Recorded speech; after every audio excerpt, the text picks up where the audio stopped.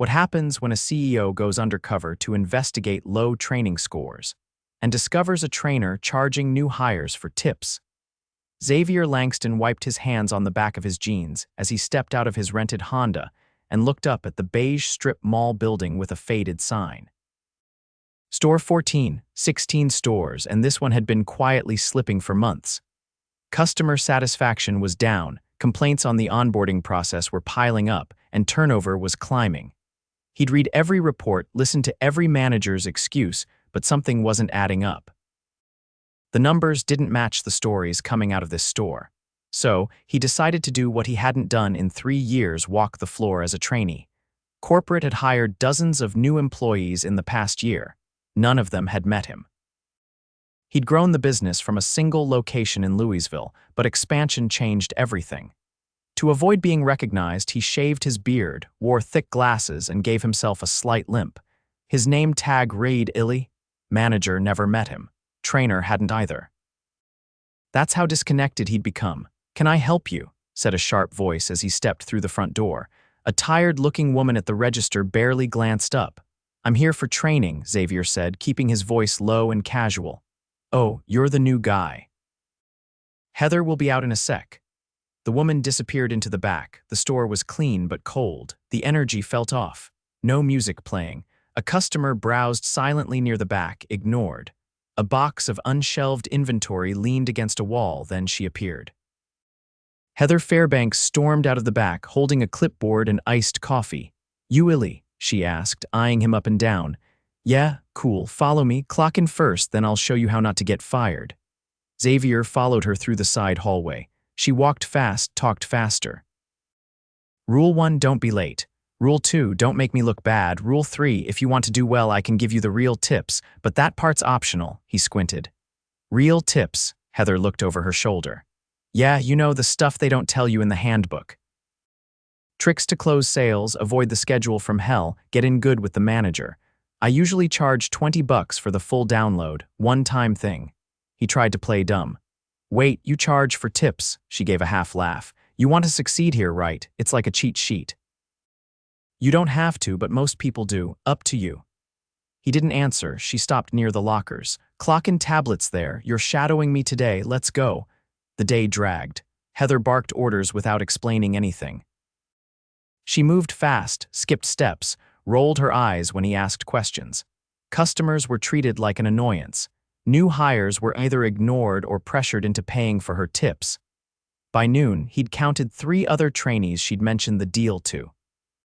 When a skinny 19-year-old named Marcus whispered to him at break, "I paid. I thought it was required. She said if I didn't, I'd get stuck closing every weekend." Xavier clenched his jaw. "You told the manager," Marcus looked down. "He's her boyfriend. He don't care." That explained a lot. The manager, a guy named Derek, was barely visible all day. When he did appear, he flirted with Heather, joked with customers, and disappeared into the office again. By the end of the shift, Xavier felt sick. Back in his hotel room, he removed the glasses and stared at his reflection. His stomach turned. How had it gotten this bad without anyone saying something? He called the district manager, Josh, and asked a simple question. "How long's Heather been training new hires?" Josh paused. "About 8 months. Why?" she certified. "No. Derek said she's been the most consistent, so I let it slide." Xavier didn't say anything for a few seconds. Then, "I'm staying another 3 days. Don't tell anyone." The next morning, he showed up again. Heather didn't say much, just handed him a mop and pointed to the lobby. "Clean the floors, then we'll run through sales scripts." While he mopped, he watched Marcus help a customer. The kid was polite, patient, knew his stuff. Later, he saw him help an older woman with her heavy bags all the way to her car. Heather didn't notice. She was too busy laughing with Derek, who'd walked in an hour late, coffee in hand. At lunch, another new hire named Kenny sat next to him in the break room. "You pay for her tips yet?" Kenny asked. "No, she's been on me all morning." Said people who don't pay end up getting weeded out. "I need this job, man." Xavier leaned back. "You ever think about reporting it? Who would believe me? She's tight with the boss. I'm just some kid." That night, Xavier sat alone in his car outside the store. He didn't go back to the hotel. He just sat thinking. He built this company on trust, on respect, no shortcuts, no scams. And now someone was using his name to squeeze cash from kids just trying to work. He pulled out his phone and stared at the contact list. He could call Derek now, fire him, fire Heather, be done with it. But that wouldn't fix the problem underneath. The fear, the silence, and Marcus, Kenny, they just think the bosses handled it behind closed doors again. No, they needed to see it, all of them. He was going to finish this week. Then he'd come back without the glasses, without the limp, and remind every single person in that building who he was and what this company stood for. But first, he needed to see just how deep this went. Tomorrow, he'd push a little harder. And see who else was paying for tips. By the time Xavier walked through the back door on his third day, the quiet fatigue in the air had a different weight to it. There was no morning meeting, no prep list.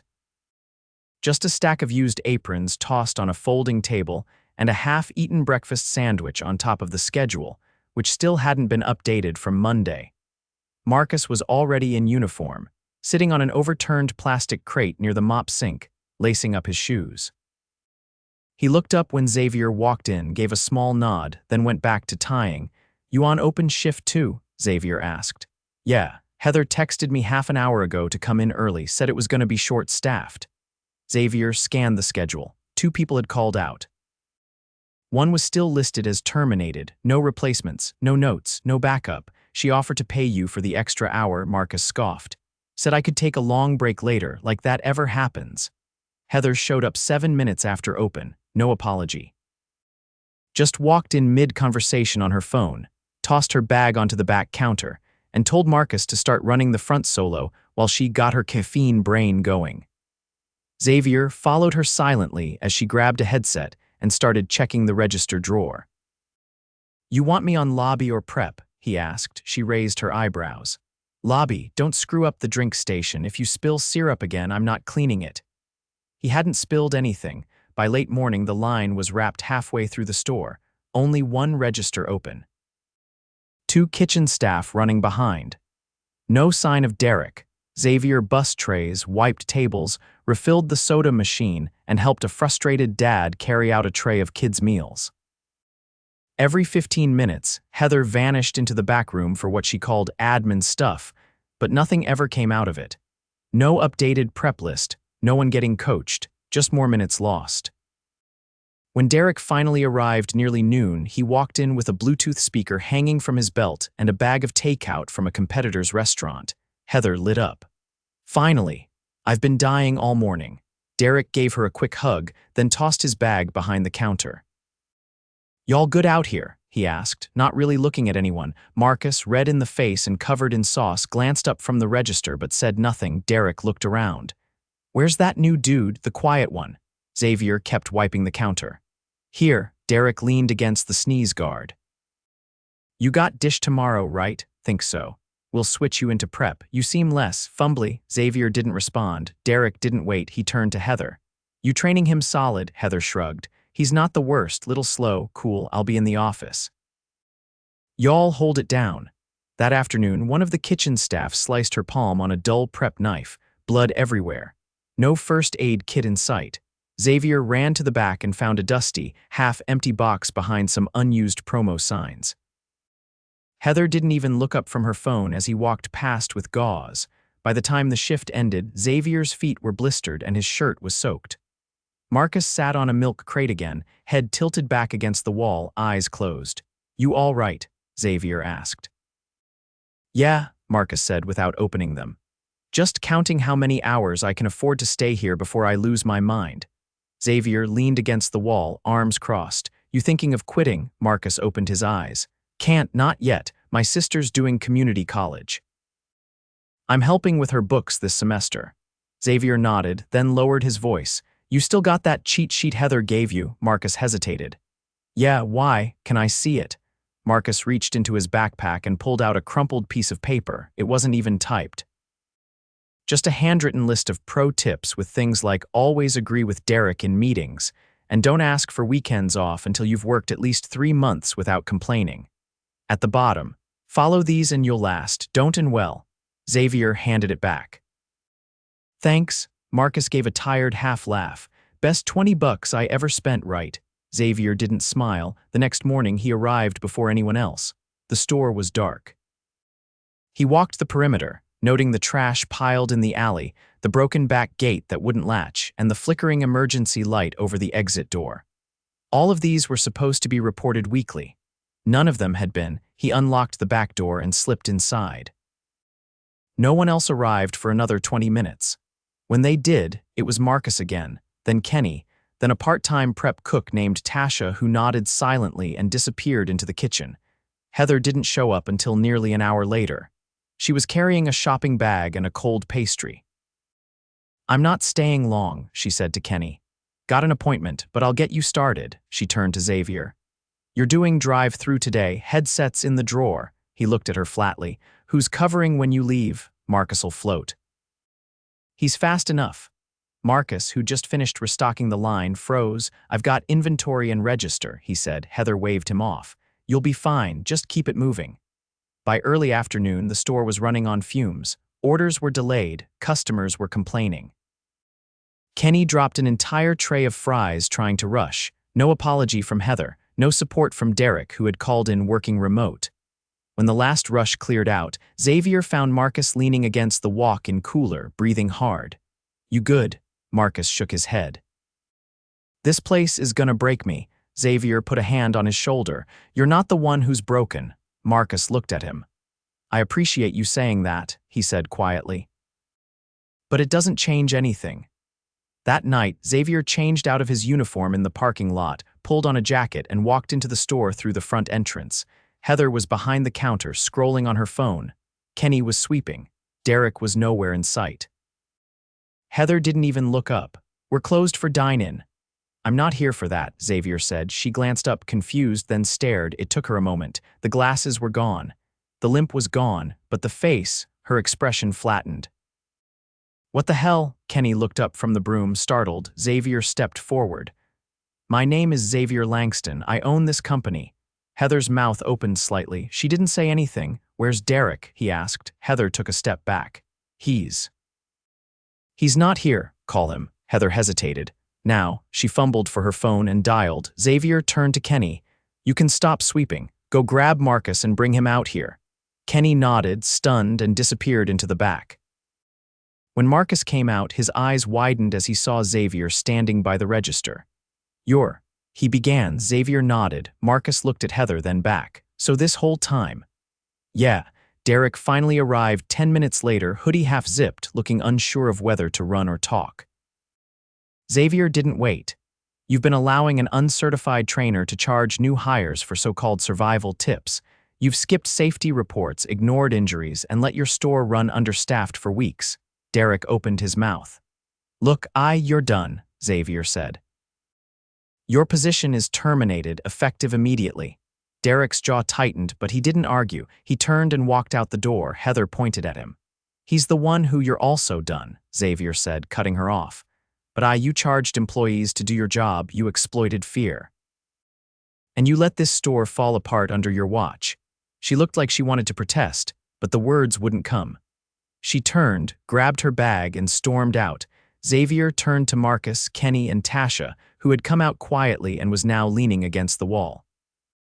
"I'm not here to give some speech," he said. "I came because I had to see it for myself, and I'm sorry I let it get this bad." The room was silent. He looked at Marcus. "You kept this place from falling over. I saw it. Every day." Marcus looked stunned. "You're lead trainer now," Xavier said. "Full pay bump. I'll get someone in tomorrow to help you build a real onboarding plan." He turned to Kenny. "You want to stay?" Kenny looked unsure. "You'll get proper training. No fees, no lies. You'll be supported, but you'll have to work." Kenny nodded slowly. "I'm in." Xavier took a breath. "Tomorrow, I'll send in a regional support team. We're going to rebuild this store the right way." No one cheered, no applause, just quiet shock. But for the first time since he walked through that door, the silence didn't feel broken. It felt clean. And for the first time in weeks, the store was still. The next morning, the store opened late. Xavier arrived just after 6, this time as himself. No disguise, no limp, no made-up name. He walked through the front door with a clipboard under one arm and a plain black hoodie over his shoulders. The lights were still off. Only 2 people were inside: Marcus, who was unlocking the register drawer with a practiced hand, and Tasha, who was unloading a delivery truck with a clipboard of her own. Neither one said anything at first. The tension was still thick from the night before. Marcus glanced up, uncertain. "You're not here just to observe today, are you?" Xavier shook his head. "No, I'm here to help." Marcus looked down at the drawer. "You fired 2 people in 1 hour last night. That's not gonna fix this place." "I know," Xavier said. "We're not pretending this is solved." Tasha came in through the side door, wiping her hands on her apron. "We're missing a case of sandwich buns. Truck left without signing the delivery sheet." "Did they take photos of the loadout?" Xavier asked. "Doubt it." "This location's never had a working scanner. Heather said it wasn't worth the trouble." Xavier nodded once, then wrote a quick note on his clipboard. "We'll get that replaced today, but from now on, you don't take a delivery without a photo." "I'll get you a working scanner this week." She nodded once and went back to work. No small talk, no questions. Just task after task with the quiet focus of someone used to being overlooked. By 8, Kenny had arrived. He looked unsure whether he still worked there. Xavier handed him a clean uniform polo. "You're still on the schedule, unless you'd rather not be." Kenny stared down at the shirt. "I don't know if I can do this without quitting school." "No one's asking you to quit anything," Xavier said. "Your hours are going part-time until we get more support in. You'll be on a fixed weekday schedule, no more closing 3 nights in a row." Kenny looked up, cautious. "You're serious?" "I wouldn't be standing here if I wasn't." He took the shirt and disappeared into the back. The first customers trickled in by 8:30. Orders were small, regulars, quiet. The lobby stayed mostly empty. Still, the tension lingered in every corner of the store. The building itself seemed to hold its breath. At 10, the district manager, Josh, arrived. He hadn't been asked to. He came because he'd heard what happened. Xavier met him near the back cooler. "Give it to me straight," Josh said. "How deep is this mess?" Xavier handed over the clipboard. "We've got 3 active team members and no certified shift leads, no working safety equipment in the prep area, and a culture problem that's been ignored for over a year." Josh flipped through the notes. "The regional team's still short. I can lend you 1 lead for 3 days. After that, I've got to pull them back." "We'll take it," Xavier said, "but that's not enough. I want a full audit of the other locations Derek had contacts in. If this happened here, it didn't happen in a vacuum." Josh nodded. "What about Heather?" "She's not coming back, but I want her last 6 training reports pulled. If she charged anyone else, I want to know.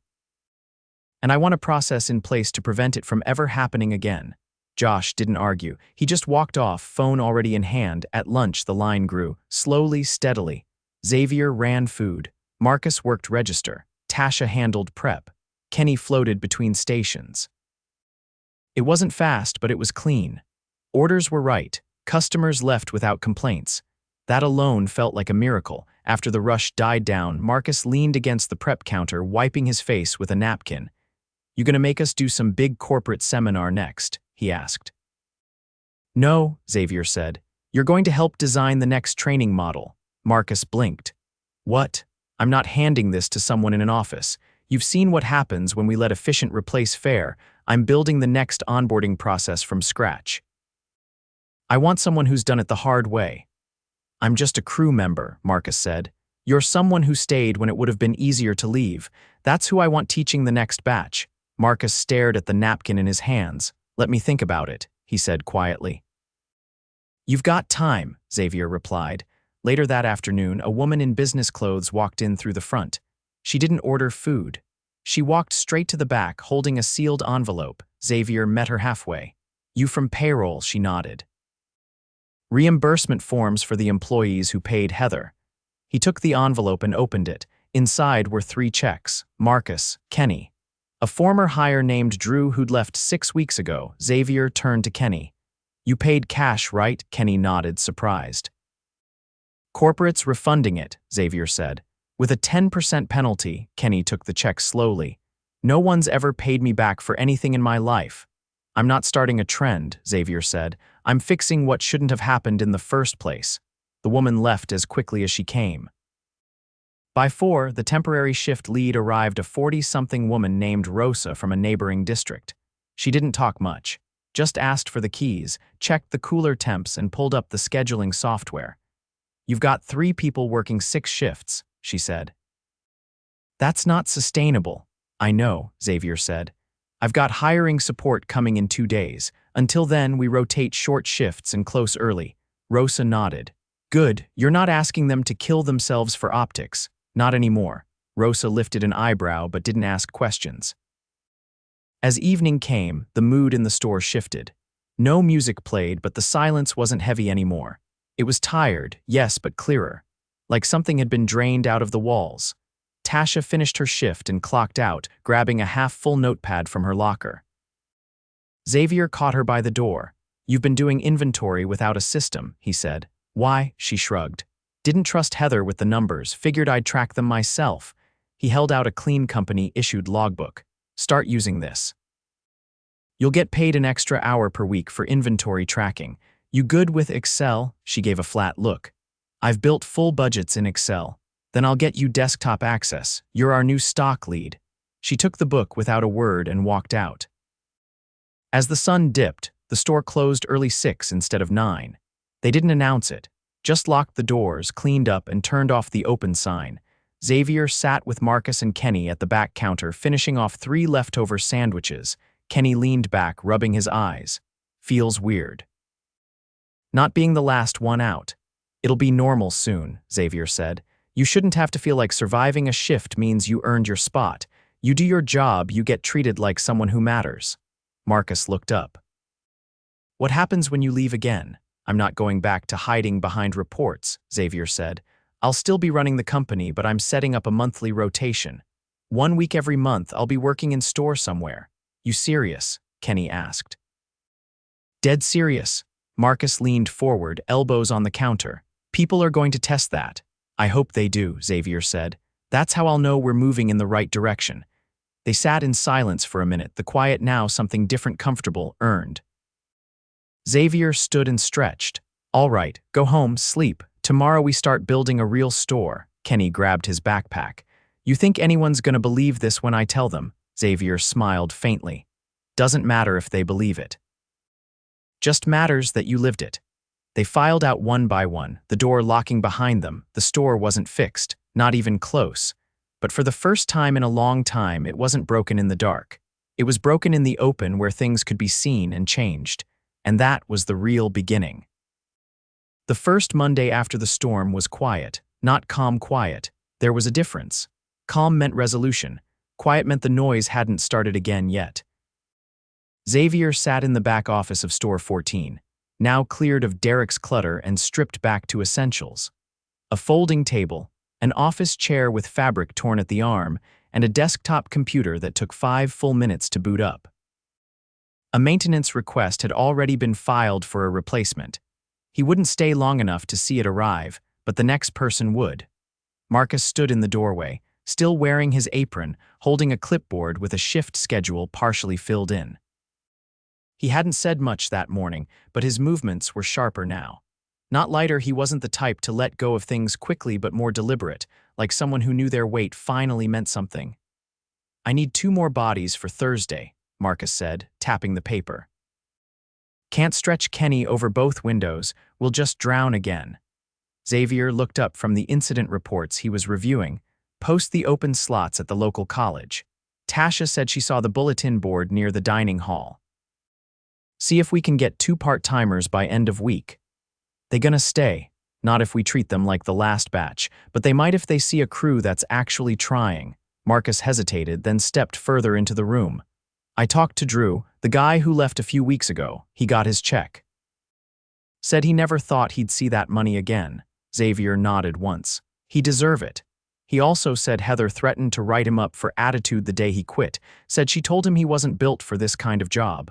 What you say? I didn't have to say anything. He already knew she was wrong. Xavier leaned back. Good. They stood in silence a moment, then Marcus looked down at the clipboard again. I'll take the Thursday midshift if no one bites. Just don't want Kenny doing another 14-hour run. You're not doing it either, Xavier said. We'll have someone float in from Store 9 if we have to. You've pulled enough weight. Marcus didn't argue. He just nodded and walked out. Later that morning, Rosa returned. She was quiet as usual, but this time she carried a folder instead of her usual clipboard.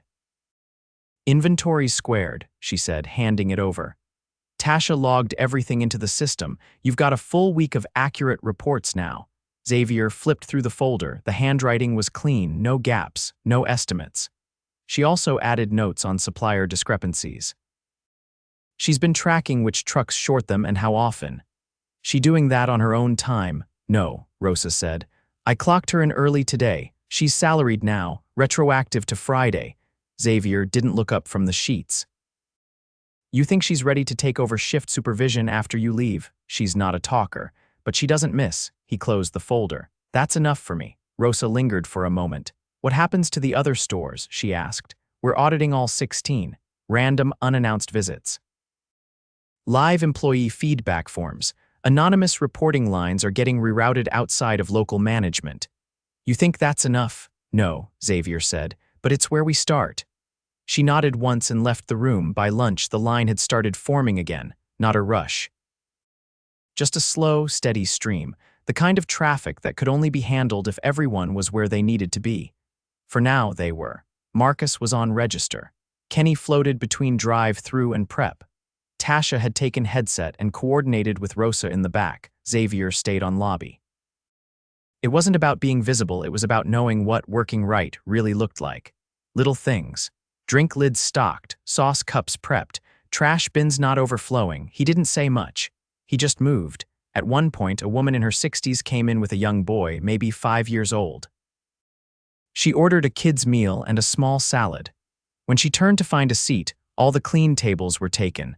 Xavier stepped over with a towel and wiped down a corner booth without a word. She gave him a tired smile.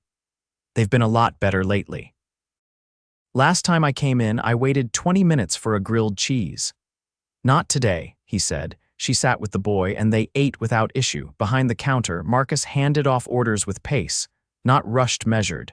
At 2, the line thinned. Kenny leaned against the prep station and took a swig from his water bottle. You think it's always gonna stay like this? He asked. No, Xavier said, but it'll stay better than it was. You really mean to keep working stores every month? I do. Kenny sat down on the unused prep stool. Feels weird, having someone mean what they say. It'll feel normal eventually. Kenny didn't respond. He just nodded once and went back to wiping sauce bottles. Shortly after, Xavier pulled Marcus aside. You said you wanted to think about the training program. Marcus folded his arms. I've been thinking, and I'll do it, but I'm not filming some corporate video or reading a script someone else wrote. You won't. I want real footage, real people, the kind of stuff they're actually gonna see. Not some sanitized version. Then you'll get what you need. Marcus hesitated. You're letting me design this. You're not worried I won't follow company voice or whatever. I'm more worried about what happens if I don't let you. Marcus nodded slowly. I'll start taping next week. Xavier handed him a flash drive. Everything you shoot goes here first. I'll review it personally, then we'll build the structure together.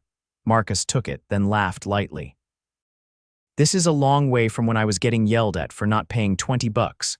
You've earned the distance. That evening, Rosa packed up the last of her things. Her 3-day support shift was over. Xavier met her by the back door. You left a binder in the office. On purpose, she said. It's got backup schedules, supply contacts, my direct line, and a list of people from other stores who have been through similar resets. Thought someone here might want to talk to them. They will. She looked at him for a moment. You're not what I expected. I'm not here to be anything anymore. Just here to see. She gave a small nod and walked out. At closing, the crew stayed late not because they were short, but because they were deliberate. There was no rush to finish, no scramble. Just a group of tired people who knew they'd made it through a day that didn't break them. Marcus stood by the front door with the lock in hand. You leaving tonight? He asked. Yeah, Xavier said. Back to Louisville, got 3 other stores to walk this month. Marcus looked out at the parking lot. You'll be back, you'll see me again. He locked the door. Inside, the lights dimmed. The last machines powered down. Outside, Xavier stood for a moment, watching through the glass as Kenny and Tasha finished wiping down counters. No one yelled, no one rushed. They just worked. He turned, walked to his car, and drove away. Not because the job was done, but because it finally could be. And for the first time in months, Store 14 wasn't a problem to be fixed. It was a team ready to build.